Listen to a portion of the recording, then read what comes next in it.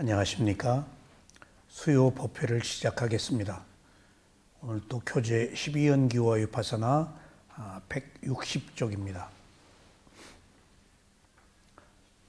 부처님의 가르침은 한마디로 요약하면 아는 겁니다. 불교는 아는 겁니다. 아는 것의 반대는 모르는 겁니다. 아는 것을 지혜라고 합니다. 그리고 지혜의 반대는 무명, 어리석음입니다. 이 세상의 괴로움은 어리석어서 생긴 것이고, 알면 괴로움을 있는 그대로 받아들여서 괴로움이 있을 수밖에 없는 괴로움을 그냥 수용해서 극복합니다. 그래서 아는 것이 이 무명의 반대이자 지혜를 의미합니다. 근데 알면 어떻게 할 것이냐 하는 문제가 불교의 그 전반적인 내용입니다. 그래서 아는 것을 또 다른 말로 이야기하면 빨리어로는 사띠라고 합니다. 사띠 또는 아빠마데나 그 두 가지 용어로 쓰고 있는데, 사띠는 첫 번째가 기억입니다. 두 번째가 알아차림, 관찰, 주시. 영어로는 mindfulness, awareness, look, see. 그러니까 그 noting, 노트 할 때, 그 노트에다가 그 noting 하면 알아차림이에요. 그다음에 watching도 알아차림이에요. 그러니까 그 워치 지켜보다 있잖아. 워치 타워 파수대. 워칭도 지켜보는 거예요.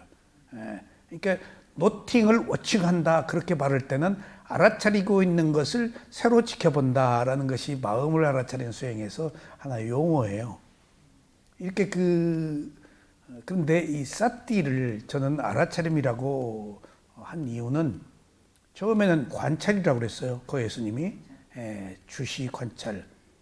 근데 제가 5년 만에 미얀마에 수행을 하면서 관찰을 쓰지 말자, 알아차림이라고 쓰자 하고, 저는 이제 위파사나 수행이 초기에 이제 그 거예스님이 들여와서 제가 거예스님하고 배울 때, 초기에 이제 저희들이 위파사나를 처음 배우기 시작한 사람들이라서 저는 이제 알아차림이라고 계속 쓰고, 또 거예스님은 책을 쓸 때 관찰이라고 또 쓰고, 그 뒤에 단어가 통일이 안 돼서 이제 마음챙김, 새김, 이렇게 이제 다 수행을 하지 않은 사람들과 수행을 한 사람들이 또 차이가 있으니까. 근데 제가 처음에 거예스님이 관찰이란 말을, 우리는 사띠를 관찰 그랬어요. 관찰도 틀린 말은 아니에요. 불교의 핵심적인 용어예요, 사띠가. 근데 1번이 기억이다고요. 이게 이 과거를 기억하는 그 기억이 아니에요. 알아차리는 것을 기억한다는 의미예요. 그걸 현전하는 기억이라고 그래요. 현재로 가져오는 거예요. 알아차림은 현재에 있는 거거든. 이게 굉장히 기억과 알아차림 두 가지가 합성된 의미를 가지고 있어서 한국말로 표현하기가 어려워요.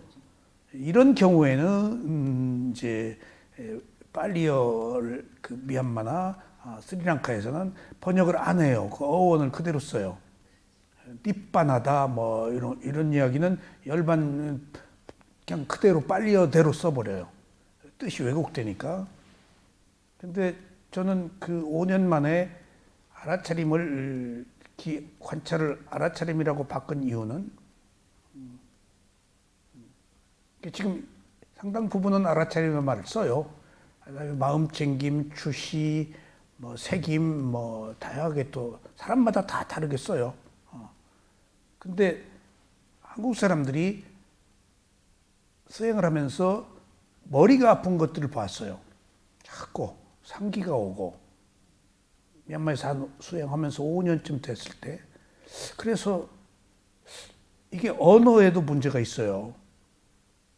그래서 이제 조금 수행을 하다가 보니까 조금 더 심층적인 그 분석을 할 수가 있게 되어가지고, 가만히 보니까 이 사띠 그냥 단지 놓고 보고, 있는 그대로 보고, 개입하지 않고 보고, 선입관 없이 보고 하는 것인데, 관찰은 뭔가를 얻으려고 분석하고 결론을 얻으려고 그러고 거기서 뭔가 너무 막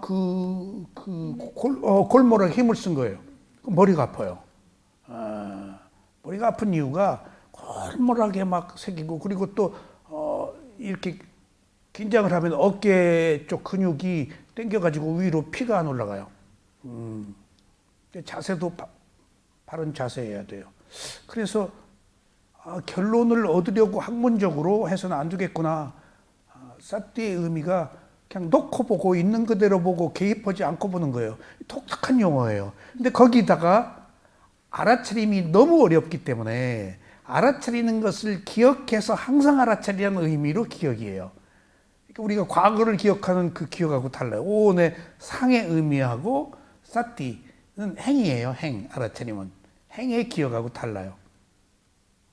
그래서 소위 말하면 여기서 불교는 아는 것이다 라고 말할 때 그것을 알아차림이라고 이제 하면 돼요. 그러면 뭘 알아차릴까가 이제 나와요. 뭘 알아차려? 부처님은 알아차릴 대상을 몸, 느낌, 마음, 법으로 한정해 버렸어요. 그게 몸, 느낌, 마음, 법이 우리 몸과 마음이에요. 그러니까 부처님 이전에는 자기 몸과 마음을 있는 그대로 통찰하는 사람이 아무도 없었어요. 다 밖에서 구했어요. 신과 하나가 되고 뭐 대상과 뭐 어떤 특정한 대상과 하나가 되고 사마타 선정수행밖에 없었으니까 부처님이 12연기를 통해서 한 인간의 괴로움이 원인과 결과로 진행되어 있는데 그것이 몸과 마음에 있는 일들이 몸과 마음에 의해서 계속 연기가 회전하고 있는 거예요. 그러니까 몸과 마음 안에서 몸과 마음의 원인과 결과가 진행되면서 또 윤회를 하는 거예요. 그러니까 지금 답은 몸과 마음을 가지고 살면서 생긴 문제는 몸과 마음에 답이 있다는 게 밝혀졌어요. 붓다에 의해서. 몸과 마음으로 온 거예요. 그러니까 몸과 마음을 알아차리는데 거기에 부처님이 거기에 느낌과 법 두 가지를 포함해서 알아차리는데 무엇을 알아차릴 것인가? 네 가지 대상을 알아차린다. 그것이 이제 몸과 마음이 아니고 거기다 느낌을 넣었다고요. 우리가 살고 있는 것은 전부 느낌이에요. 감각기관을 통해서 들어오는 6가지 감각기관이 전부 느낌이에요. 근데 우리는 느낌인지 모르죠. 느낌을 이제 드러내서 몸과 마음은 실제 느낌밖에 없어요. 느낌을 보니까 부처님이 이제 무상고무화가 발견된 거예요. 느낌이 없을 때는 관념으로 항상하다, 즐거움이다, 뭐 내가 있다라고 봤는데 느낌을 보니까 매 순간 변하는 거예요. 그래서 수념처가 그렇게 중요합니다. 그리고 그것을 법념처는 대상으로 봐라, 몸과 마음을. 이 대상이 법이에요. 대상으로 봐라. 근데 내 몸과 마음을 나는 대상으로 못 보잖아요. 내 몸이니까, 내 마음이니까. 내 몸과 마음이라고 보지 말고 하나의 대상으로 봐라가 땀마법이에요. 대상으로 본 그 사념처가 나중에 무상고부화의 진리의 법이 드러나요. 그래서 그 사띠라고 하는 알아차림은 무엇을 알아차릴 것인가? 네 가지를, 신수신법 사념처를. 그럼 네 가지를 알아차리면은 이제 뭐가 생길까? 결론이에요, 이제 이게. 알아차림이 먼저 필요하죠? 무엇을 알아차려? 신수신법을. 그러니까 이게 신수신법이 위파서나예요. 그러니까 부처님의 가르침이 위파서나가 아니면 안 되는 이유가 이것이다, 이것이 유일한 길이다라고 이미 선언하셨어요. 위파서나가. 아니면 안 된다고. 그 이유가 몸과 마음이 아니면 안 된다는 얘기예요. 밖에서 구하지 말란 얘기예요. 그러면 알아차림으로 네 가지 대상을 알아차리네. 이미 딱 못을 박으셨어요. 딴 거 알아차리지 마라. 세상 끝까지 가도 없다. 자기 몸과 마음에 있지. 다 관념이다, 그건. 그리고 몸과 마음을 가지고 살면서 생긴 문제는 몸과 마음에 답이 있는 거예요. 지금 내가 몸과 마음을 가지고 살면서 생긴 문제가 다른데 답이 있지 않고 내 몸과 마음이 있다는 사실이에요. 그게 원인과 결과로 진행되는 일련에. 그러면은 알아차려 무엇을? 사념처를. 그래가지고 결론적으로 무엇이 드러나? 이거 두 가지 측면으로 이해해야 돼요. 하나는 칠각지예요. 7가지 깨달음의 요인. 경전에 부처님이 지혜를 7가지 깨달음의 요인이라고 해서 칠각지라고 설명을 하셨어요. 딱 그렇게밖에 지혜는 설명 안 하세요. 더 경장에서는. 그리고 또 다른 측면에 있어서는 이제 칠각지가 지혜죠. 또 다른 측면에서는 팔정도. 그러니까 조금 그 부처님의 가르침이 그 큰 뜻으로는 하나인데 조금 디테일하게 들어가면은 조금 그 같으면서도 표현이 달라요. 칠각지가 어떻게 드러나는가 하면은 개정해다라고 얘기를 하셨어요. 개정해는 뭐냐? 4가지 성스러운 진리 중에서 고성제, 부처님 출현 이전에는 괴로움이 있다, 괴로움의 원인은 집착이다라는 것들이 있었어요, 원래. 부처님. 근데 괴로움이 있다, 괴로움의 원인은 집착이라는 것을 누가 발견을 못했지. 붓다에 의해서 최초로 발견된 거예요. 그러니까 붓다 이전에도 괴로움은 있다, 괴로움의 원인은 집착이다로 윤회하고 연기가 회전한 거예요. 붓다가 그걸 찾아낸 거야. 찾아냄과 동시에 출구까지 찾아낸 거야. 괴로움이 있고 괴로움의 원인이 집착이면 집착 끊으면 되잖아. 어떻게? 알아차리면 돼. 몸과 마음의 느낌을. 그러면 느낌에서 가래로 안 넘어가면은 멸제 열반이야. 그래서 고성제, 집성제, 이제 멸성제, 열반, 그 다음에 토성제가 나와. 지금 우리가 토성제를 배우고 있는 거예요. 그러니까 알아차려 무엇을 4가지 대상을, 그러면은 4가지 대상을 알아차리는 방법이 토성제야. 토성제. 그것이 개정의 팔정도야. 개정의 계율과 집중과 지혜. 그것을 8가지 그 도덕적 덕목이에요. 그리고 그렇게 청정 7가지 개정의 7가지 청정이 있고 청정과 함께 지혜가 생겨요. 청정과 지혜는 함께 가요. 그러니까 청정으로 볼 거냐 지혜로 볼 거냐는 청정과 지혜가 함께 가요. 근데 여기서는 7가지 지금 청정은 7가지를 말씀하셨어요. 7가지 청정을 공부하면서 그것이 위파사나예요. 일종의 이 청정 사이사이에 지혜가 이제 들어와요. 그래서 지금 16단계의 지혜라는 것이 있는데 우리는 먼저 팔정도의 도성제인 개정회, 개정회를 보자. 이 개정회를 삼학이라고 하는 이유는 배울학, 부처님의 가르침은 3가지를 실천해서 배워라. 그게 위파사나 수행을 해라 그 말입니다. 근데 지금 개정회라고 말하는 도성제 팔정도를 이제 팔정도를 8가지 그 삶의 덕목을 줄이면은 3가지고 줄이면은 3가지고 더 줄이면은 뭘까요? 싹디 알아차림 하나예요. 알아차림이 모든 것을 이끌어요.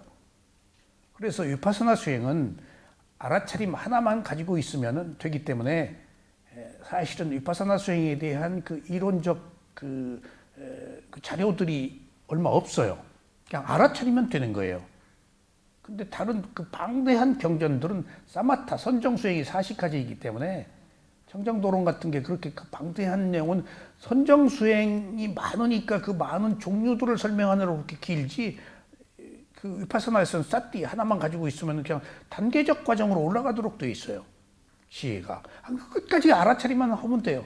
부처님도 끝까지 그냥 알아차려요. 붓다가 됐어도 알아차려요. 그냥. 더 이상 뭐 사족을 붙일 필요가 없어요. 그래서 그 알아차림이 이제 7가지 그 소위 청정으로 부처님은 설명을 하셨을 때 7가지 청정이 이제 위파사나 수행이자 지혜를 얻는 그 단계적 과정인데 7가지를 제가 지난 시간까지 종류별로 설명을 했어요. 근데 지금부터는 7가지를 이제 위파사나의 전반적인 문제, 불교의 전반적인 문제, 핵심적 문제를 한번 자세하게 공부하기 위해서 7가지를 하나하나 개청정부터 심청정 그것들이 무엇을 의미하는가 지난 시간에 충분히 설명을 드렸지만 다시 한번 돌이켜 보겠습니다. 오늘은 160쪽 개의 청정입니다. 이 개라는 것을 빨리로는 스일라라고 합니다. 스일라.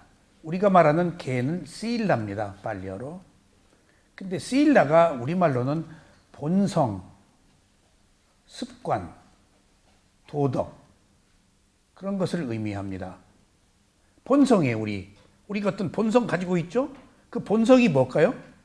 잠재의식이에요. 습관이 뭘까요? 축적된 성향이에요. 그것으로 살고 있어요, 우리가. 근데 거기에 조금 더 깊은 의미를 부여하면은 계율이라는 것은 도덕적 덕목을 얘기해요. 도덕적 의무, 도덕적 실천. 그것을 일러 계라고 한문으로는 해요. 근데 보통 우리가 계라고 말할 때 율이란 걸 붙이잖아요. 율. 계와 율이 달라요. 계는 도덕이에요. 습관. 율은 뭘까요? 규칙이에요. 비구 227개다. 우리나라의 그 헌법 이런 것들은 뭘까요? 전부 율이에요. 율이에요. 기본적인 도덕적 덕목은 계고 율은 어떤 사회 규칙들이에요. 계속 바뀌죠. 사회의 그 어떤 그 국회의원들이 하는 일이 율을 제정하는 거예요. 계속. 그러니까 그 어떤 규칙들, 어떤 그 제도권 안에서 사회 혼란이 오니까 틀을 만들어서 벗어나면 페널티를 주는 것들은 율이고, 기본적으로 한 인간의 바르게 살아가는 도덕적 덕목은 계라고 해요. 계와 율이 다르다. 그러면 이제 청정이다라고 지난 시간에 말씀을 드렸죠. 청정이 맑고 깨끗하다는 얘기인데 불교에서 말하는 청정이 뭐라고 그랬죠? 감각기관이 감각 대상을 있는 그대로 알아차리는 것이 청정이다. 그러니까 볼 때 뭐라고 선입관을 가지고 보지 말고 그냥 그것이라고, 들을 때 단지 소리라고, 냄새 맡을 때 뭐 구린내 뭐 향기라고 맡지 말고 그냥 단지 냄새라고. 그것을 청정이라고 그래요.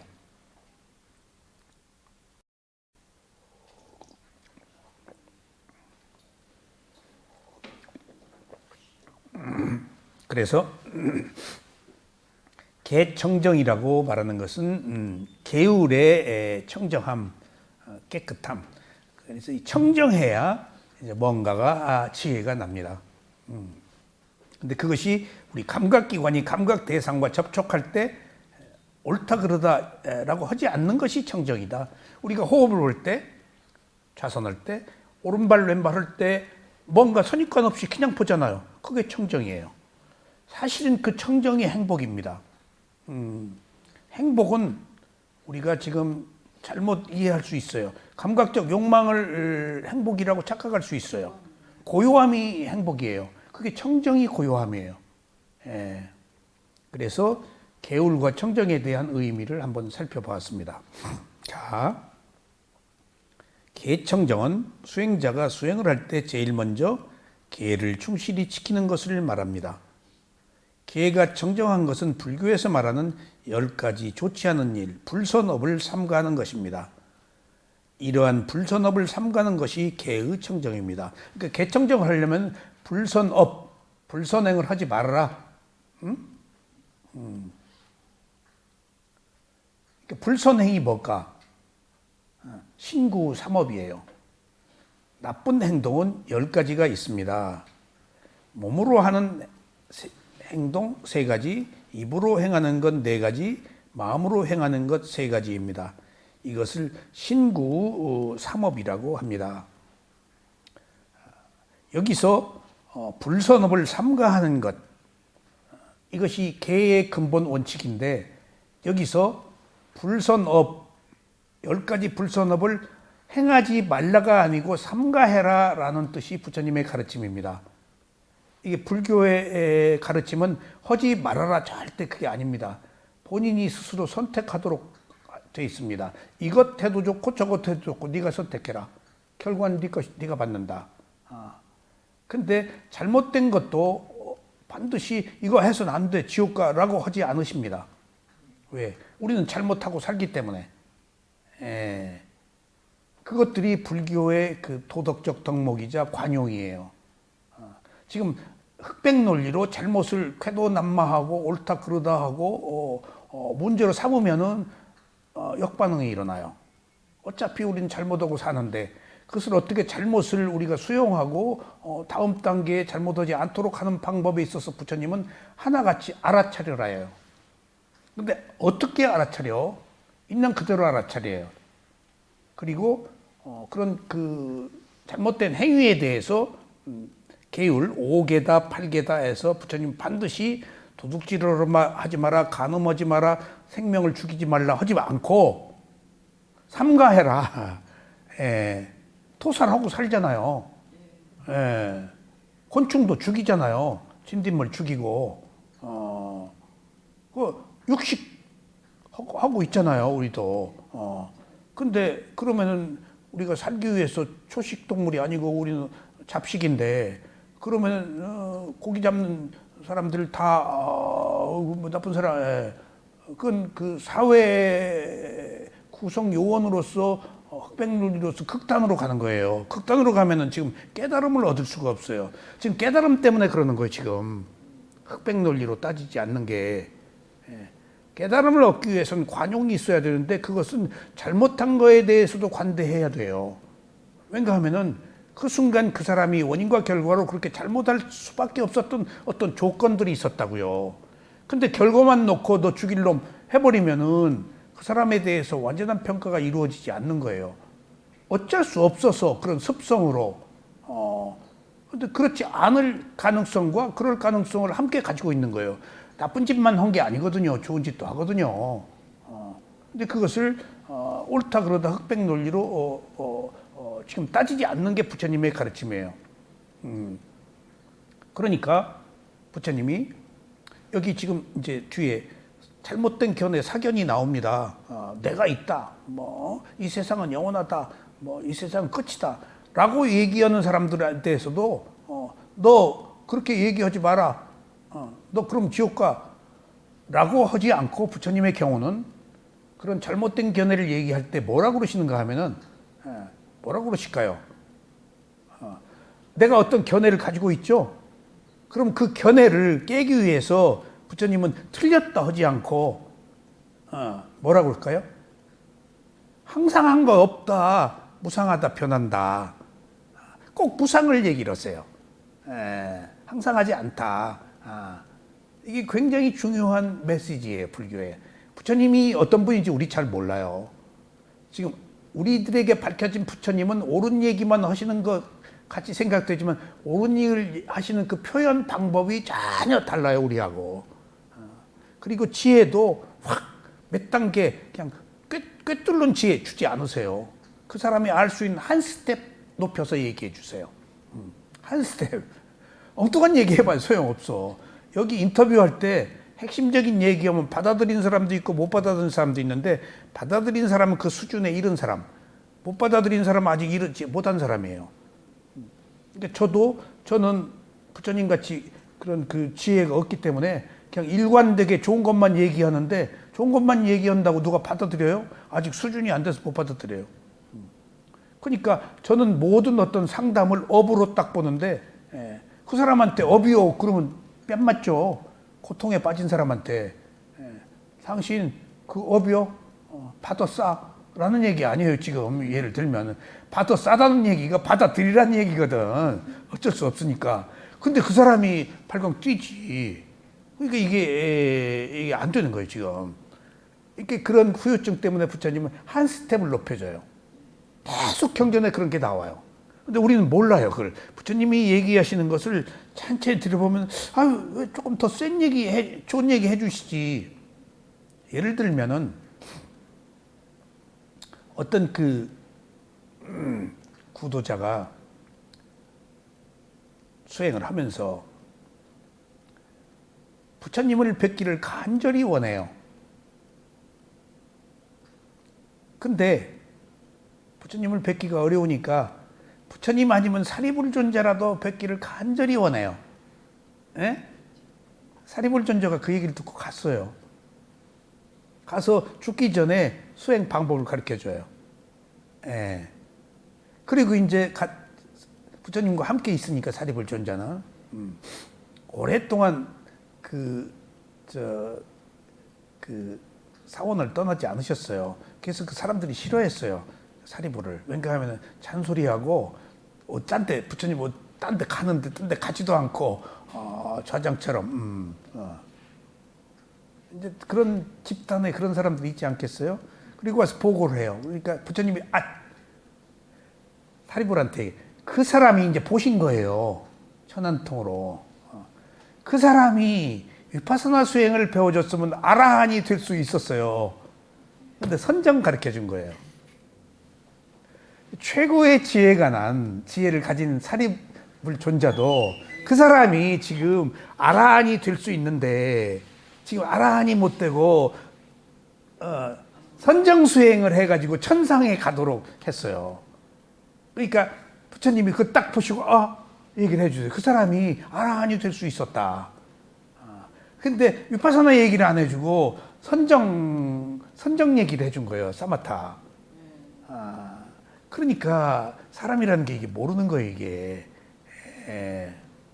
그런 것처럼 그런 경우에도 부처님이 이제 그 얘기를 해줘서 이제 경전의 기록에 있어요. 그런 기록들이.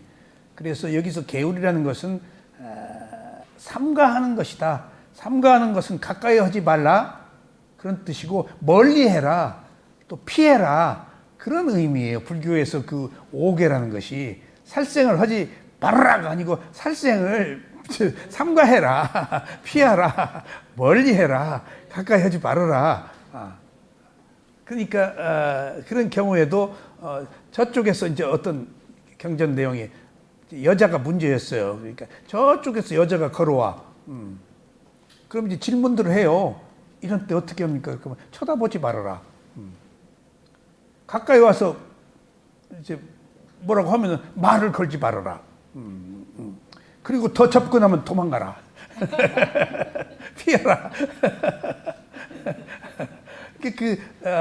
때와 장소에 따른 대처 방법들이 다 달라요. 쳐다보지 말라. 쳐다보면은 뭔가 예쁘다 하고 마음이 그러니까 말 걸으면은 대답하지 말아라. 말 걸지 말아라. 그 사람한테. 그리고 이제 결정적인 순간에 피해라. 저도 미얀마에서 이제 인터뷰를 할 때 조금 같이 수행하는 사람 중에 조금 좋지 않은 사람들이 있잖아요. 문제를 좀 일으키고 다 수행하면서 어떤 문제들이 드러나면 그것들이 행동으로 드러나요. 근데 자기도 행동으로 드러나지만은 나도 수행이 안 되니까 내가 안 되는 문제를 다른 사람으로 핑계대고 미워하게 돼요. 막 어떻게 집에 보내려고 그러고 내가 조금 안 좋았는데 내가 가는 곳에 그 사람이 또 왔어요. 또 고민이네. 이제 이것도 문제를 일으킬 텐데. 그래서 내가 인터뷰를 했어요. 그 사람이라고는 못하고 수행을 하는데 방해가 되는 사람이 오면 어떻게 할까요? 그랬더니 당연히 스승은 알아차려라고 하죠. 근데 뒷문으로 도망가라 그러더라고. 뒷문으로 도망가라 그래. 그러니까 그 방법이 다 달라요. 그렇게. 뒷문으로 도망가라고 그래서 내가 알아차릴 수가 있었어요. 도망은 못 가니까. 도망갈 수 있구나. 극단적으로는 도망가는 게 36개가 최고구나.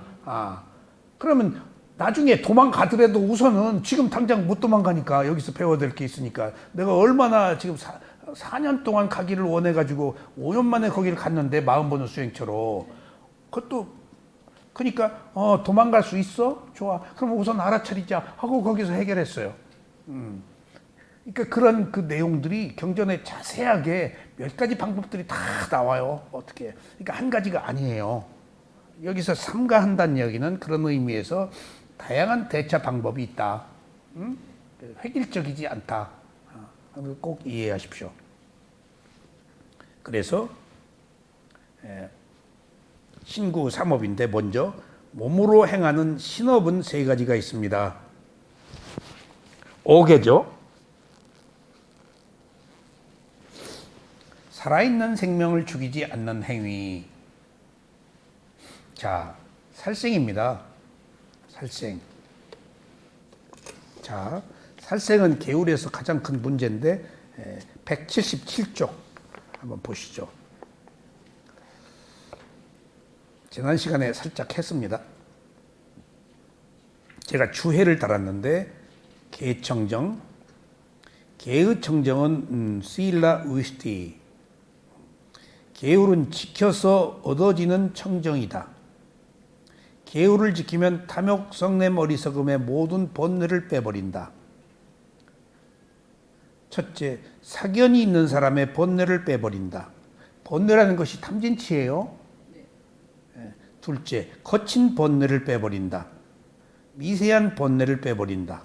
모든 번뇌를 빼버린다. 그러니까 계율을 지킨다는 것은 도덕적 덕목인데, 도덕적 덕목이 가져오는 의미는 도덕적 덕목이 있기 때문에 탐진치가 없어진다, 그 얘기예요. 그러니까 불교에서 하는 이야기는 이것이 탐욕이 있어. 그러면 탐욕이 있을 때 탐욕이 있는 것으로 끝나는 게 아니고 관용이 없다. 항상 반대급부가 있어요. 관용이 있어. 그럼 관용만 있는 게 아니고 탐욕이 없다예요. 계율을 지킨다. 청정하잖아요. 그러면은 탐욕이 없다. 탐욕, 성냄, 번뇌가 없다. 그런 의미가 있어요. 반대급부가. 불교의 그 핵심 진리는 너머의 것까지가 항상 수용해요. 이게 있어서 이게 없고 이거 있으면 이게 있다는 거예요. 그런데 이 오늘 지금 다음 페이지요. 178쪽. 계율이라는 것은 아까 말씀드렸죠. 삼가하는 것이다. 계율에 대해서 우리가 너무 딱딱하게 생각하지 마세요. 나를 위해서 삼가하는 거란 거요. 선한 마음이다. 삼가하는 것이. 그리고 또 막아서 보호한다. 굉장히 중요해요. 막아서 보호한다. 지금 내가 딱딱한 계율을 지키기가 어려워하는데 사실은 내가 계율을 지킬 때 막아서 보호한다는 거예요. 내가 계율을 지키지 않으면 탐욕성내 어리석음에 있는 곳으로 가죠?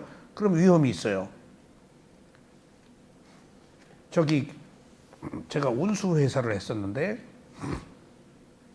이제 운수회사 하면 노조들이 있잖아요. 한때 한때 좀 힘들었는데 근데 사고가 나면은 꼭 그 자리에서 사고가 나요. 그 자리에 사람들은 귀신 붙었다고 할지 모르는데 또 그 장소에서 어떤 운전할 때 사고가 날 수 있는 지형적 조건, 피히며 이런 것들이 있어요. 이렇게 거기서 또 나요. 그래서 그 고속도로 사고 나고 거기 지나가는 차가 또 거기서 덮쳐버려요. 근데 사고 난 장소에 택시 기사들이 가다가 환자들을 태워서 병원에 가면은 병원에서 돈을 줘요. 옛날엔 그랬어요. 우선 응급하니까. 그러니까 이제 가다가 거기 이제 교통사고 났는데 쉬러 가려고 거기 선단 말이에요. 빈차로 갈 때. 그러다 치여 죽었어요. 빨리 떠나버려야 돼요. 근데 귀신 붙었다? 아니에요. 그게 어떤 운전하면서 장난 현상이 생기도록 생긴 어떤 지형적 조건들, 그런 것들 때문에 그런 거예요. 모르겠어요. 또 귀신 문제는 다른 차원이니까. 그러니까 거기 가지 않는 게, 욕심 부리지 않는 게, 더러운 거 쳐다보지 않는 게 나를 막아서 보호하는 거예요. 우리가 지금 싸움 보잖아요. 막 얼마나 재밌어요, 싸움. 예. 그 싸움 붙으면은 거기 막 클릭 많이 오고 막 횟수가 올라가가지고 가짜 뉴스 뭐 그런 거 전부 돈 벌려고. 그러니까 그거 피해야 돼요. 막아서 보호하지 못한 거예요, 지금. 막아서 나를 보호하려면은 청정한 곳이 아닌 것은 쳐다보지 말아야 돼요. 관심 갖지 말아야 돼요. 거기 갔다는 것은 내가 벌써 동화하고 있다는 거예요. 내 마음에 피가 검어지고 의식이 지금 번뇌에 가까워졌다는 얘기예요. 흥분해 있거든, 싸움. 얼마나 재밌어요, 싸움 구경하는 게. 그러니까 막아서 보호한다가 계율이다는 의미가 굉장히 중요합니다. 또 내가 계율을 지킬 때 가령 우리 가족들 있잖아요. 내가 바람 피고 뭐고 나는 바람 피면서 우리 가족들이 바람 피기를 또 바라요? 나는 악행을 하는데 우리 가족들이 악행하는 자에 의해서 피해 받지 않기를 바라요? 아니잖아요. 보호하는 거예요. 보이지 않는 파장이. 중요한 얘기입니다, 이게. 그리고 범하지 않는 것, 그러니까 삼가하는 것, 선한 마음 막아서 보호하는 것, 범하지 않는 것, 이렇게 계율을 지킴으로써 몸과 마음을 편안하게 하며 기쁘게 한다. 이게 이렇게 함으로써 내 몸과 마음이 편안하고 기쁘다, 당당하고 떳떳하다, 두려움이 없다. 또한 계율을 지킨다는 것은 알아차림을 강화하고 노력하게 하며, 알아차림이 중요하다고 그랬죠. 계율을 지키면 이미 알아차림이 있는 거예요. 지금 양심이라는 게 있는 거거든요. 계율을 지키면 양심이 있는 거예요. 근데 계율을 안 지키면 양심이 없는 거예요. 그럼 수치심, 두려움이 생겨요. 예. 양심이 있으면 수치심이 안 생겨요. 그래서 양심과 수치심은 붙어 있어요. 근데 계율을 지키면 양심과 수치심이 있고, 계율을 안 지키면 양심과 수치심이 없어서 불안당이 되는 거죠. 잘못하고도 잘못을 느끼지 못하면은 그 과보가 어디 가겠어요? 자기한테 오지. 근데 그 사람이 이게 잘못인지 알아요. 근데 합리화하는 거예요. 이기적 욕망 때문에. 안 보려고 그러는 거예요, 지금. 타고 태어날 때 선심이 있거든요. 누구나 똑같이. 불선심도 있고. 근데 불선심이 많으면 선심이 숨어버려서 개발을 못하는 거예요. 그러니까 이 수행으로, 알아차림으로 계속 선심을 개발하는 거예요. 그게 도덕이에요. 그러니까 그 어느 의미로 우리 그 소위 그 홍익인간이라는 그 정신이 상당히 세계적으로 어느 의미로는 뛰어난 정신으로 각광받아요. 그리고 또 한 가지, 특히 그 미국에서 대학교에 한국 이야기를 극찬한 교수들이 있으면 중국 사람이 나와가지고 한국 세종대왕도 중국 사람이다, 중국의 속국이다, 우리 식민지였다, 계속 그 중국 그 교수들, 중국 학생들이 이렇게 딴지를 거는데, 미국 그 교수들은, 한국 공부를 한 교수들은 5,000년 역사, 그 세종대왕 이야기, 2조 500년 그런 이야기를 하면서 결코 한국이 중국의 속국 아니었다. 힘이 없었을 때 그건 열강들이 다 하고 있는 거 아니에요? 그런데 보세요. 지금 서양 음악이 베토벤, 모차르트, 서양 음악이 지금 우리 그 한국 음악 판소리다, 한국 음악과 비교했을 때 국제적인 그 위상의 차이가 있었죠. 근데 유럽의 음악이라고 하면 독일이거든요. 독일에 뭐가 갔었는가 하면은 종묘 제례 그 국악이 갔어요. 독일 최고의 그 전당에. 그냥 들여 빼고 착착하고 하고 독일에서 센세이쇼라는 반응이 일어났어요. 다 옷 입고 그 사람들이 이제 나는 한 번도 못 봤는데 거기 처음 봤어. 독일에서 한국 종묘에서 제약하는 거. 중국은 그거 없어요. 우리나라만 있어요. 없어요. 중국은 유교가 없어진 나라예요. 다 유교 의식이거든요. 근데 나도 보아도 화려한 의상, 그 가락, 20분간 박수를 쳤다는 거예요. 갔다가 또 인사하고 또 나오고 그러니까 그냥 그 모든 언론, 음악가들이 다 왔을 거 아니에요. 한국 그 제례 그 종묘에서는 뭐라고 그러는지 거기에 그냥 그 유럽의 음악가들이 찬사를 보낸 거예요. 우리가 우리를 발견하지 못했던 거예요. 나도 그거 보고 눈물이 흘렀더라고요. 내가 그걸 봤어요. 쭉 서가지고 착착하고 동작하고 그냥 그 고요함 속에서 세상에 내가 그것을 그 중국 사람이 한국 그렇게 자꾸 교수들이며 비난할 때 한국을 칭찬하는 교수들한테 그 종묘 제례악 그것을 좀 보라고 하고 싶어. 중국에 이거 없다. 그래서 중국에 유교가 없어져서 종묘에서 제사 지낼 때 중국 사람들이, 학자들이 구경 와요. 홍위병 그 공산당 때 다 종교 없애버렸어요. 예, 예. 그러니까 그런 의미에서 전통적 문화, 홍익인간인 것이 굉장히 훌륭한 정신입니다. 그리고 그 종묘 재래학도 외국에서 뛰어나게 감탄을 하고, 그리고 군악 페스티벌에 한국 풍물, 풍악 이것이 지금 그 날라리로 완전히 잡아요. 또 제가 김덕수 사물놀이를 배웠는데 세계 타악기 페스티벌의 킹 오브 킹스 왕 중의 왕이 사물놀이에요. 그 삼도 설장구 가락이 지금 삼도 여러 가지 그 충청도, 전라도, 경기도 그 장구 가락을 김덕수가 남사당패 아들이잖아요. 이광수 그래가지고 그것이 가야금 병창하는 그 국악고등학교 만드는 분이 덕수가 누우니까 이제 다 알잖아요. 그 남사당패 가요. 데려다가 국악고등학교를 넣었어요. 그리고 나서 저 공간화랑에서 사물놀이 그 4개 악기를 풍악을 실내로 끌어들여서 사물놀이가 만들어진 거예요. 그래가지고 그 세계를 울리고 다니죠, 사물놀이가. 그러니까 이게 문화적으로 그렇게 때가 되었던 것 같아요.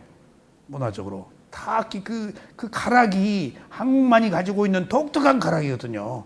그 삼도 설장구가 3가지 도에 있는 가락들이에요. 그게 그걸 김덕수 씨가 모은 거예요. 그것을 콩나물 대가리로 악보 만든 것을 보고 내가 국립극장에서 판소리 북장단 가락을 내가 우리나라에 처음으로 만든 적도 있고 그래요. 그러니까 그런 것들을 놓고 보면은 이제 얘기가 좀 빗나갔습니다만은 도덕적 덕목.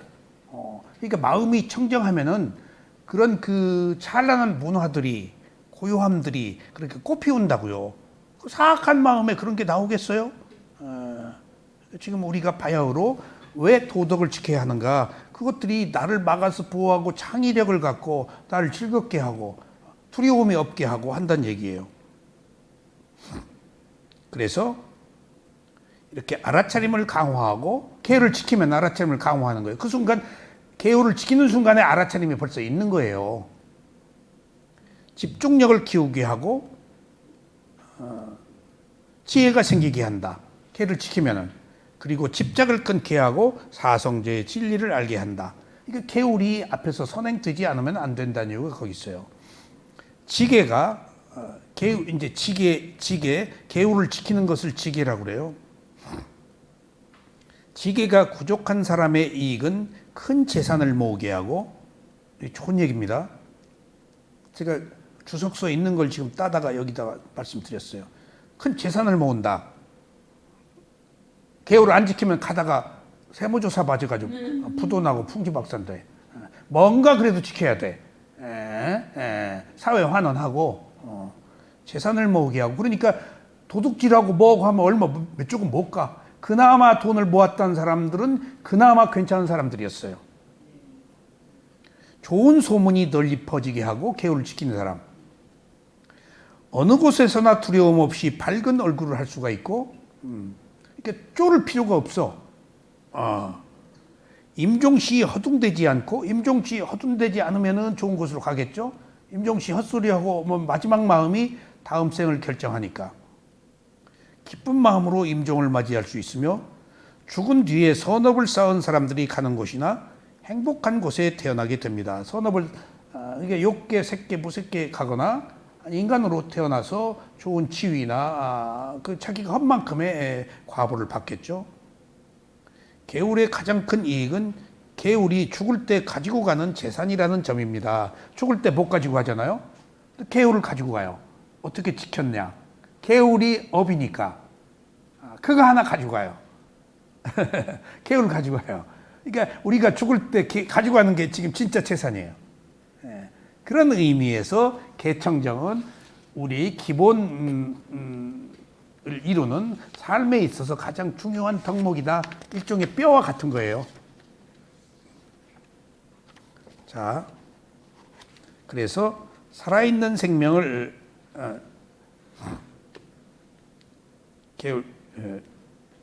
계가 그렇죠. 그 다음에 살아있는 생명을 죽이는 행위, 그 밑에 보세요. 178쪽. 살생이에요. 자, 살생을 하면 살생의 과보가 있어요, 없어요? 반드시 있습니다. 여기서 자식이 부모 죽이고 부모가 자식 죽이고 하는 것들이 다 과거로부터 이어져 온 살생이에요. 그러니까 지금 여기서 부처님이 가르치고 지금 자식이 부모 죽였어. 너 죽일 놈, 너 나쁜 놈 안 해요. 부모는 다 전생을 보니까 전생에 부모가 자식 죽였네. 되갚았네. 그런 원인과 결과의 진행만 있어요. 여기에 옳고 그름이 없어요. 하나의 현상만 있지. 윤회한 세계 속에서. 과거로 가면 부모가 잘못한 거예요. 근데 지금 자식이 죽였어, 부모를. 그럼 다음에 그 부모가 또 자식 죽여. 어떤 다른 관계로. 이게 보이지 않는 질서예요, 이게. 끄집없이 되풀이하지 말아라. 그래서 살생이라고 했을 때 우리가 무조건 두려워할 것만이 아니고 살생이라는 거 한번 보자고요. 살아있는 생명을 죽이는 행위. 살생이에요. 살아있는 생명을 죽이는 행위를 했을 때 그에 상응하는 과보를 받게 됩니다. 이때 받게 되는 과보는 5가지 조건이 형성되었을 때 살생의 과보를 받습니다. 그러니까 지금 내가 죽였어, 벌을. 과보를 받아. 5가지 조건이 적용돼야 받고 적용되지 않으면 과보 안 받아요. 첫째, 살아있는 존재가 있어야 돼. 응? 있어야 돼. 둘째, 살아있는 존재가 있다고 알아야 돼. 모르고 가다가 개미 밟아준 거 괜찮아. 의도가 없기 때문에. 살생을 하려는 의도가 있는 거예요. 그러니까 살아있는 생명이 있고 살아있는 생명이 있다고 알고 의도가 있어야 돼. 의도가 업이야. 반드시 수상행 중에 업은 의도예요. 의도야. 그러니까 내가 그 마음 의도를 가지고 있었기 때문에 과보를 받는 건 당연해. 근데 사람들이 무의식 그러는데 무의식 없어요. 다 그냥 빠르게 지나가니까 모르고 있지 무의식 없어요. 알고 있어요. 근데 뭐가 무의식이냐? 살아있는 생명이 있는지 모르고 지나가다가 개미 밟아 죽이는 거 의도 없잖아. 그것은 의도가 없기 때문에 업 아니에요. 그것까지 어떻게 다 당해. 그래서 살아있는 살생을 하려는 의도가 있는 것. 그 다음에 살생을 하려고 시도하는 것. 결과적으로 죽는 것. 그 5가지예요. 이게 안 죽으면 괜찮아. 미수. 여기서 지금 개청정이 나오죠. 다 지옥, 죽생, 악귀, 아수라, 욕계, 색계, 무색계 태어나는 업의 조건들이 있어요. 인간으로 태어난 것은 무슨 업의 조건으로 태어났을까요? 계율을 지켰기 때문이에요. 계율을 지켜서 인간으로 태어났어요. 계율을 지키지 않으면 인간으로 못 태어나요. 그 뒤에 나와요, 이게. 그러니까 인간으로 태어날 때는 좋은 짓 해서 태어났어요. 근데 태어나서 계율을 안 지키는 것은 다음. 그러니까 지금 그 부자가 착취하고 어떻게 저럴 수가 있어. 지금 부자 되기도 어렵지만 부자가 그럴 수가 있어. 지금 부자가 적응 까먹고 있는 거예요. 다음 생에 그 사람 부자 안 돼요. 이 생에 과거에 선업을 쌓은 공덕으로 부자 됐어. 지금 어떻게 쓰임을 계율을 어떻게 지키느냐, 덕을 쌓느냐고 다음 생에 가지고 가지. 그러니까 지금 그 나쁜 짓 하는 사람, 성공해가지고 나쁜 짓 하는 사람은 성공은 전생에 과보고 지금 나쁜 짓은 지금 이후에 다음 생에 받아요. 억울해할 거 없어요. 다 지가 이걸 누가 단죄할 필요가 없습니다. 옳다 그러다 욕할 필요도 없어요. 자기가 받으니까. 욕하는 순간 내가 괴롭잖아요. 남을 비난하니까. 종교도 그래요. 불교도 요새 어디 보면은 소승불교, 대승불교 뭐 하면서 그냥 그 자기 종교가 아닌 것은 쓰레기다, 뭐다, 아니다. 그게 말하면 안 돼요. 부처님 그렇게 얘기 안 하셨어요.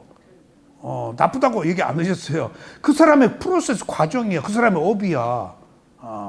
업이야. 어느 경우에 부처님한테 오겠다고 그래도 오지 말고 너 거기서 해라. 왜냐면 오면 큰 문제가 생길 것 같으니까.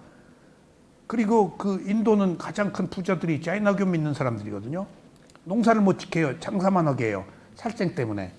그래서 그 눈을 떠가지고 인도 최고 재벌도 지금 뭐 세계적인 재벌도 자이나교예요. 그런 사람들. 그러니까 살생을 못 하게 하니까. 그러니까 그 자이나교라고 그래서 이제 그 돈을 많이 벌죠. 돈을 많이 벌어도 그 사람들이 또 좋은데 많이 써요. 그러니까 뭔가가 이제 유지되는 거죠. 그러니까 그런 극단조차도 자이나교에서 최고의 자이나교를 먹여 살리는 거부 장자가 부처님한테 오겠다고 그랬어요. 조건을 내세워요. 조건을. 지금과 똑같이 자이나교에 보시를 해라. 그리고 이쪽으로 와라. 그거 딱 끊지 말아라. 이쪽으로 와라. 그런 게 부처님의 덕목이에요. 그 사람 비난받지 않도록. 그리고 그쪽에 어느 종교든지 선한 일 하는 것은 그러니까 딱 끊었을 때 그쪽에 고통을 받을 테니까 종단이. 그러니까 부처님이 너나 없이 내 종교, 네 종교 없이 인류적인 종교 괴로움을 해결하는 것에 포커스를 맞춘 종교지 불교도들을 위한 종교가 아니에요. 괴로운 자들에게 괴롭지 않도록 하는 그런 가르침이지. 그래서 이 종교가 마루종자, 종교할 때 마루종자 가르칠 교자잖아요. 으뜸이 되는 가르침은 불교를 의미하는 거예요. 으뜸이 되는 가르침은 부처님의 가르침이에요. 그러면 크리스찬, 캐톨릭, 이슬람은 종교라고 그러면 안 되고 이슬람, 크리스찬 그렇게 말을 해야 돼요. 원래.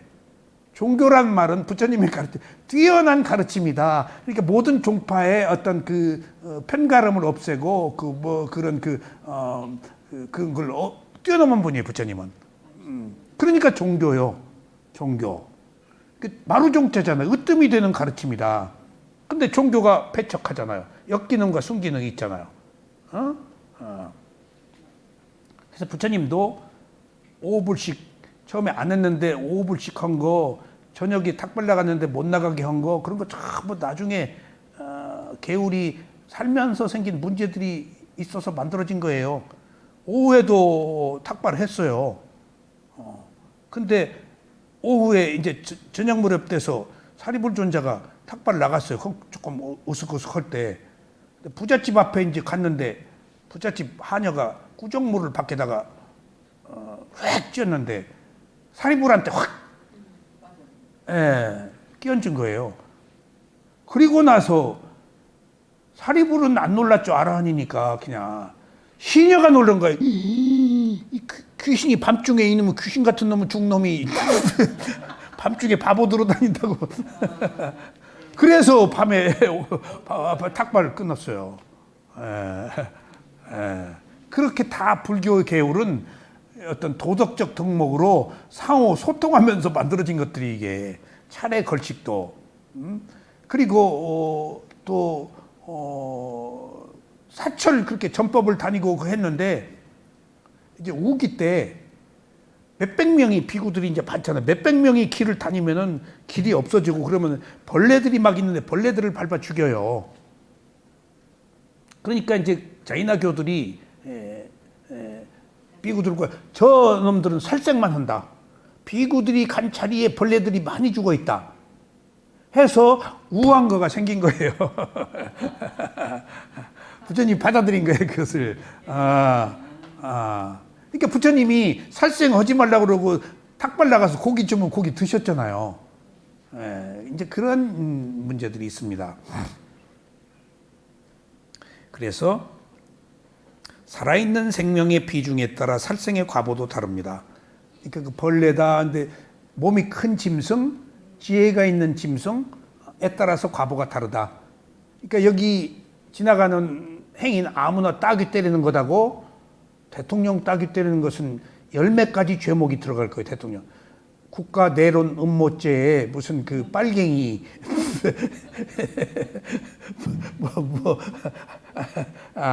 그러니까 그 붓다를 죽이거나 부모를 죽이거나 지혜가 높은 사람을 죽이는 것은 과보가 그만큼 커요. 예.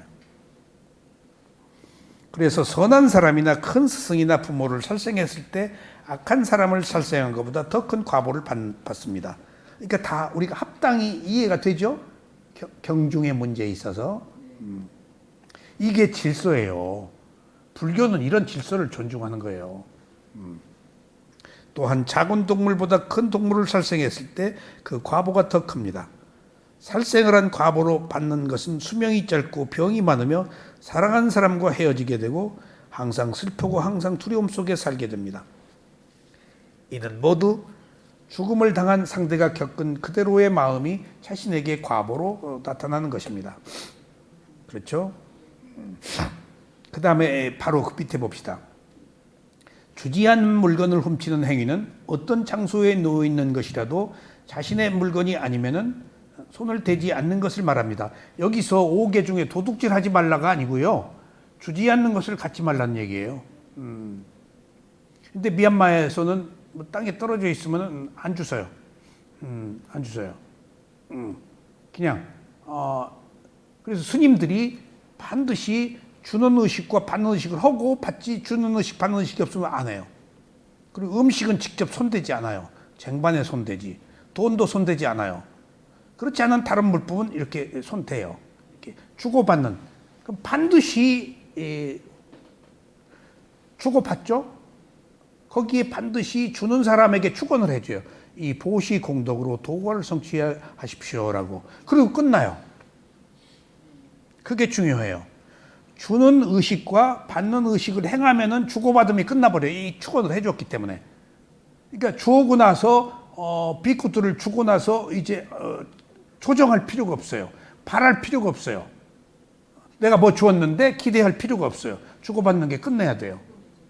축원해 줬기 때문에. 깨끗하게. 그러니까 주는 사람에게도 그게 유익해요. 그러니까 주고 나서 뭐 기대하잖아요. 제가 미얀마에 수행을 하고 왔을 때 제가 다른 종교를 믿고 있었는데 우리 건물이 내가 믿는 종교인들이 많았어요. 그리고 이제 거기 구역장도 있었고. 근데 어느 날 내가 미얀마 갔다 오니까 이제 다들 다른 종교지만은 내가 뭔 수행했는가. 근데 바르기가 곤란해요. 그러니까 자꾸 들으려고 그래요. 그 얘기 좀 적당히 조금 선을 그어서 부처님 얘기는 빼고 명상. 근데 어느 날 그 구역장이 누군가를 흉을 봐요. 나는 수행하고 와서 비구의 정신이 살아있죠. 흉을 봐. 비구는 누구 흉 안 보니까. 근데 흉 보는 내용이 뭘 주었는데 그분이 모른 체 한다는 거야. 받아먹고 아는 체를 안 한다는 거 아니야. 내가 딱. 근데 내가 그 받아먹고 아는 체를 안 한다는 분하고 너무 또 가까워요. 우리 종교 그 지도자예요. 수녀님이에요, 수녀님. 아주 사람이 좋으셔. 근데 그분이 그렇게 그 몰인정한 분이 아니거든. 그 성향일 수도 있고. 그래서 내가 아니 그게 아주 훌륭한 거예요. 그 사람 보고 얘기했어. 아무 얘기 안 했다는 것은 그럼 자꾸 얘기를 지난번에 잘 받았어. 고마워요. 뭐 무슨 본명이 있을 테니까. 그러면 그 또 달란 얘기야. 또 달란 얘기야. 아무 말도 안 하면 주고받는 게 끝나고 자꾸 뭘 기억해. 그러니까 준 자가 바라밀 공덕에서 그 바라지 않고 준 거야 지금. 뭔가 이 속으로 주고 자기 과시로 준 거야. 준 것에 대한 공덕이 지금 떨어지는 거예요. 그런 의미에서 사람들이 주고 나서 냉정한 것 같죠? 오히려 서로에게 좋아요. 제가 한국에 있는데 저희 스승이 한국 스님이 저희 스승을 초청했어요. 한번 초청하기가 굉장히 힘들거든요. 제 직접 스승을 밑다사야도를 초청했어요. 그래서 깜짝 놀라고 제가 이제 우리 집에 다 초청했죠. 그 스승 초청하고 또 한국 위파사나 수행자들 다 초청하고 그래가지고 집이 좀 컸었기 때문에 그리고 나서 하여튼 최대한으로 했어요. 사람들이 다 모이고 그리고 이제 한 달 뒤인가 제가 갔어요. 응? 제가 간다고 얘기했어요. 얼마 뒤에 저 미얀마 갑니다. 저를 잘 알죠. 거기서 오래 수행을 했으니까. 삼배를 딱 불리고 이제 딱 했어. 그때 저를 딱 받고 아무 말도 안 해. 그래서 나를 몰라본 줄 알고 저 지난번에 어떻게 불편하지 않으셨습니까? 괜찮다고. 그래도 고마웠어. 뭐 어쩌어 이런 방구도 없어. 그래서 음식 같은 건 어떻게 좀 입에 맞으셨는지 그때 대답이 없어. 거기서 내가 얼른 알아차렸어요. 미얀마의 스승들은 그렇게 냉정해요. 티를 안 내요. 표정 변화가 없어요. 다 그냥 끝내버려요. 감정을 드러내질 않으세요. 감정을. 주고받음에 있어서 알아차리고 있는 거예요, 지금 본인이. 그거 끝난 거야, 서로. 그러니까 나 한국 같으면 그래, 아이고 너 왔어, 고생했어, 그러니까 내가 얼굴이 화끈거려가지고 얼른 내가 알아차렸지. 수행을 했기 때문에. 내가 지금 2번을 물었다고. 지난번에 저희 집, 난지 모를까 저희 집 오셨을 때 한국에 불편하지 않냐. 그래서, 아무 또 반응이 없길 때 음식은 어떠셨냐. 똑같아. 그래서, 내가 바라는 마음이 있었구나. 그게 알아차림이에요. 감정 표현을 하는. 근데 또 보세요. 그리고 그 뒤에 또 한번 갔을 때는, 사도하고 이렇게 딱 인사를 드리는데, 갑자기 등이 이렇게 움직여. 이렇게. 그래서 내가 미얀마 그 통역하는 사람 데리고 왔거든. 야, 지진이다. 나가자. 그랬더니 가만히 계세요. 사야도가 계시잖아요. 가만히 계셔. 우리 한국인들이 다 그 2층 숙소로 가서 배웠는데 이렇게 흔들려. 집이.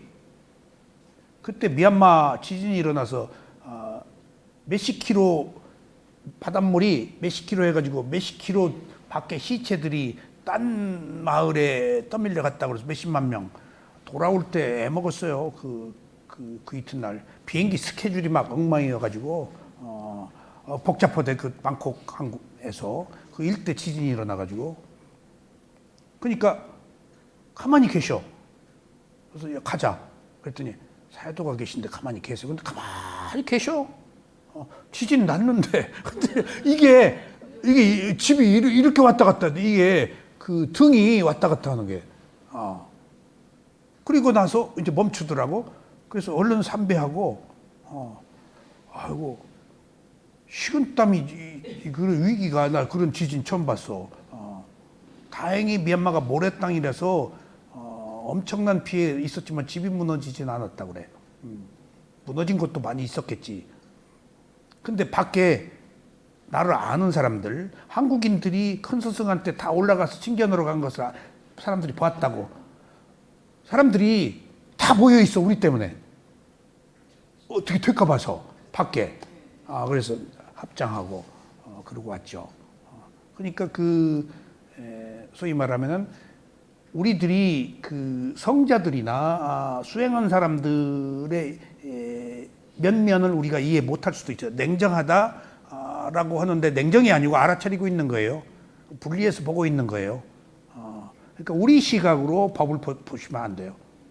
여기서도 주지 않는 물건 갖지 않는다. 일정한 의식을 통해서 하기 때문에 주고받음이 끝난다. 그래서 어디다 뭐 놓쳐 안 없어져요. 절대 손을 안 대요. 어디다 뭐 놔도. 그리고 비구들이 각자 방에 먹을 거 못 가지고 가게 돼 있는데 이제 태국에서 온 비구 한 명은 그렇게 태국 신도들이 수행을 하러 많이 인사하러 많이 오더라고. 버스로 오고 먹을 걸 많이 가지고 와. 그러면 우리 비구 숙소 앞에 탁자에다가 거기다 놓아. 거기다 놓으면은 이제 가져가도 돼. 가져가도 돼. 근데 주지 않은 건 안 가져가지. 그러니까 이제 우리가 밥을 먹죠. 공양을. 그럼 한국 비구 신도들이 한국 스님이니까 뭐 김이다, 뭐 깻잎이다 이런 것을 올려. 김을 안 먹더라고. 뭐 하여튼 음식을 올려. 그리고 음식을 딱 놔. 그럼 미얀마 스님들이 겸상하면서 그 손 안 대요. 자기가 받은 게 아니니까. 그 받을 때 다 주고받는 의식을 행하고 받은 거예요, 이미. 다른 비구가 와가지고. 그리고 가서 먹기만 해. 절대 그냥 안 먹어요. 주고받은 의식을 행하지 않으면은. 근데 내가 이제 받았지? 그러면, 내가 축원해줘. 그리고 나한테 한 거지. 그러니까 미얀마 스님들은 손 안 대. 그 내가 드시라고 하면 그때 딱 집어먹더라고. 그리고 그 웨하스가 4명이 있는데 6개가 있어. 웨하스가. 그럼 벌써 비구들이 다 딱 4명인데 웨하스 6개. 하나 먹고 저거 하나 더 먹어? 아마 그런 갈등이 생겨. 예를 들면은. 그 이제 봐. 덥석도 먹을 수도 없고. 그거 하나 먹으려고 딴 것도 있어. 그 하나 먹으려고 미적미적거려. 먹고 나가면은 이제 남은 거 먹으려고. 근데 어느 경우에 하나 먹고 그 한 비구가 절반을 딱 잘라서 하나씩 먹으면 4개잖아. 그럼 2개 남잖아. 절반 딱 잘라서 반쪽 먹고 나가더라고. 예를 들면은 그런 그 보이지 않는 그런 그 계율들이 있어요. 바나나 절대 배 입에다 물고 안 먹어요. 절대. 고기 절대 뜯질 않아요. 닭다리. 절대. 큰 허물이에요. 비구가. 개걸스럽게 뭐 붙잡고 뜯질 않아요. 입에다. 센터링 한 입에 넣어요. 그래서 비구들 음식은 다 슬라이스를 해요. 그러니까 나도 어느 그 외국 스님이 오셨는데 나하고 이제 외국인 비구 밥상에서 밥을 먹는데 딱 먹고 나는 그냥 껍질 벗겨서 먹었지. 근데 그 스님이 껍질을 딱 벗겨가지고 상우에 놓고 그 포크로 탁탁탁 쪄가지고 한 입 찍어 먹고 그래서 참 고상한 채도 하네. 그리고 물어봤어. 그랬더니 딴 상을 못 본 거야 내가. 다 이거 안 빼먹어. 이 닭고기도 슬라이스 한 입에 넣도록 해. 굉장히 청정해요. 그러니까 부처님의 가르침이 얼마나 뛰어나요. 그리고 먹는 거에 대한 계율이 매우 많고. 그래서 미얀마 사람들이 그 비구들이 수준이 굉장히 높습니다. 그 스리랑카 비구들의 수준, 정신적 수준이. 보통 부처님의 가르침을 받은 수행이라서 이런 정도 일상이 그걸 뛰어넘어요. 달라요. 그래서 옷 벗기가 싫어요. 비구 이렇게 받고 있다가. 그렇게 비구 있다가 칼라 체인지 옷 바꿔 입으면 초라해요. 그리고 미얀마 스님들이 너 초라해서 못 보겠다 다시 입어라. 만달레이는 너 주지 줄 테니까 여기 가서 비구해라. 그런 것처럼 주고받음에 일정한 의식이 있다. 자, 그래서 다시 161쪽이요. 여기서 도둑질을 하지 말라가 아니고 주지 않는 물건을 훔치지 않는다 입니다. 개청정이. 그러니까 그 몸으로 하는 청정. 그 다음에 부적절한 성관계를 갖지 않습니다. 근데 이게 자세하게 나와 있어요. 부적절한 성관계. 근데 약혼을 한 관계다. 뭐 하는 것들은 허용이 돼 있더라고요. 어쨌거나 이런 것들이 이 몸으로 짓는 행위입니다. 그러므로 수행자 여러분께서는 수행 중에 살아있는 것을 죽이지 마십시오. 그리고 다른 사람이 주지 않는 물건을 훔치거나 사용하지 마십시오. 배우자가 아닌 다른 사람과 성적 관계를 갖지 마십시오. 이 3가지 계를 지킴으로써 악업을 짓지 않게 되며 이것이 몸으로 행하는 계청정입니다. 아난다 촌자는 과거생의 부처님 사촌 동생이었죠. 보석 세공을 한 사람이었어요. 근데 귀부인들을 상대했어요. 바람을 피웠어요. 그래가지고 그 귀부인들하고 바람핀 과보로 짐승으로 태어나서 염소로 태어나고 뭘로 3번 태어나서 다 고환을 생식 기능을 다 거세당했어요. 그 과보로. 그러니까 이렇게 부적절한 그 행위들은 그에 따른 상응하는 과보가 있다. 그러니까 그 아난다조차도 부처님은 누구 안 죽였냐? 부처님도 과거생에 누구 죽였죠. 그러니까 삼가해라고 한 거예요.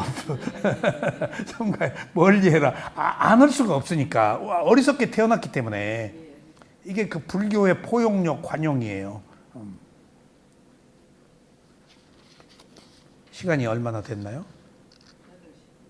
1시간 10분이요. 네, 오늘 그럼 여기까지 하겠습니다. 자, 감사합니다.